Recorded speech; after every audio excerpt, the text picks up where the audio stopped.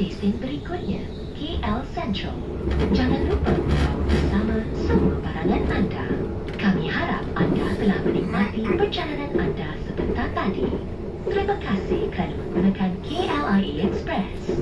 Kami mengalu-alukan kedatangan anda semula. The next station is KL Central. Do remember to bring along all your belongings with you. We hope you've had a pleasant journey.